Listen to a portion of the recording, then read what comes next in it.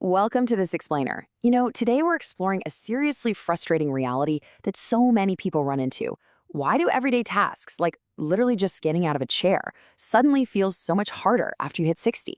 And the kicker? It happens even if you're eating plenty of protein. You might be doing everything right, but your body just kind of stops responding the way it used to. Over the next few minutes, we're going to unpack exactly why this happens. But more importantly, we're going to build a reliable system to protect your strength and your mobility. Okay, let's dive right in. You might be eating a fantastic diet, hitting all your daily protein targets, and yet standing up still takes a really noticeable amount of effort. Most people just assume muscle loss comes down to one simple problem, right? I'm just not eating enough protein. So they add another shake, maybe another piece of chicken, and assume the job is done. But here's the truth. After 60, the body just doesn't respond to the exact same meals the way it did years ago. Your body isn't broken, but the way it processes information, that has fundamentally shifted. So the culprit behind this shift is a biological mechanism called anabolic resistance. Now, I know that sounds highly technical, but it really just means your muscles are becoming less sensitive to the building signals coming from your food as you age. The protein you're eating, it's still perfectly useful, but the message just isn't landing as clearly as it once did.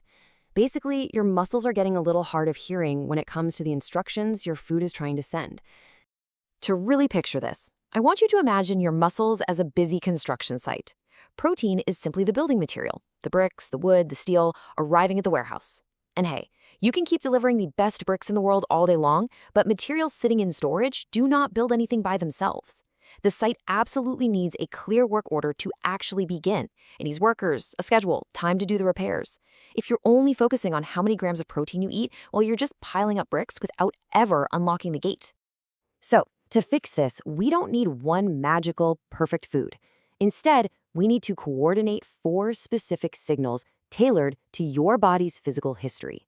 This gives you a functional blueprint for muscle longevity. Those 4 dynamic signals are nutrition, movement, recovery, and consistency. When we get these 4 unique elements working together, they create this powerful, undeniable message that essentially tells your body, hey, maintain and repair this muscle tissue. So, how do we actually activate these signals? Well, let's start with the food on your plate. Whole eggs are a fantastic, super practical example of a protein-rich starting signal to kickstart your day. They deliver high-quality protein in a relatively small, manageable portion. And that's incredibly useful for people who might struggle with their appetite or, just don't want to eat massive meals first thing in the morning.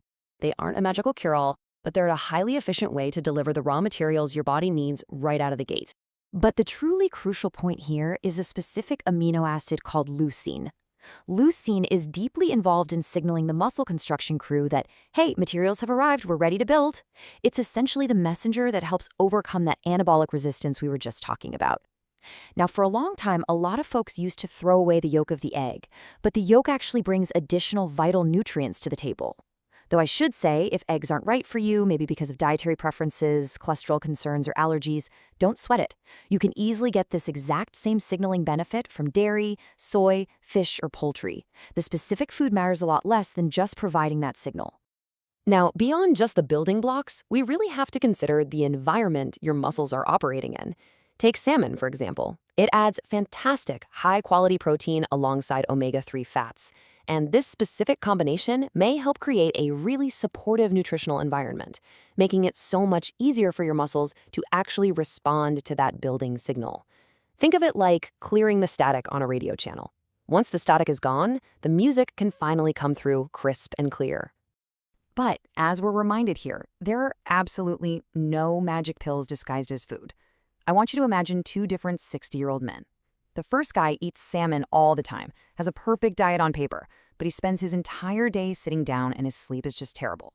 The second guy, he rarely eats salmon but gets his protein from other solid sources, stays highly active, and really prioritizes his rest. Who do you think has the healthier muscles? Exactly. A good food simply cannot overpower an inconsistent system. Eating salmon is not going to build muscle if you never give your body a reason to use it.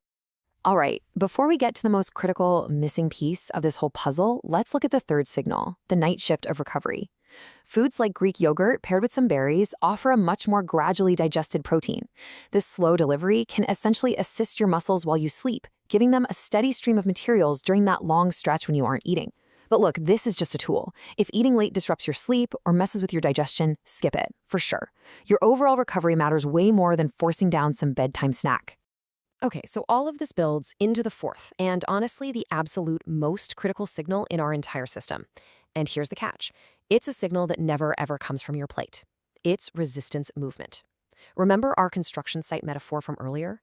Resistance movement is the actual work order. It's the key that unlocks the warehouse gate and literally tells your body, hey, I still need these muscles to function. Keep them available, keep them strong. Without this signal, all that protein you eat, it basically just sits there.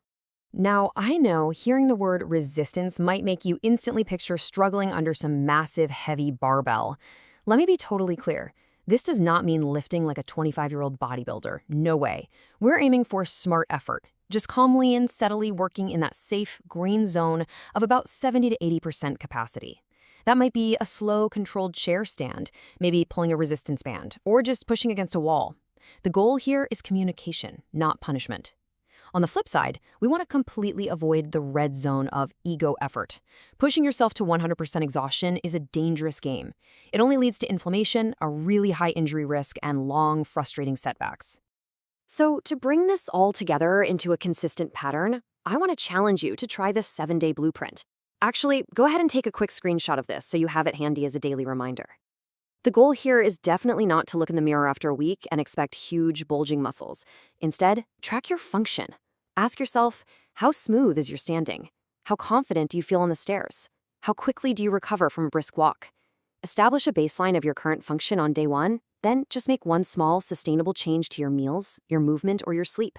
Because meaningful progress after 60, it always appears in function long before it ever appears in appearance. Ultimately, strength isn't just about what your body possesses. It's essentially the freedom your body gives you. Think of your muscle health as your own personal independence account.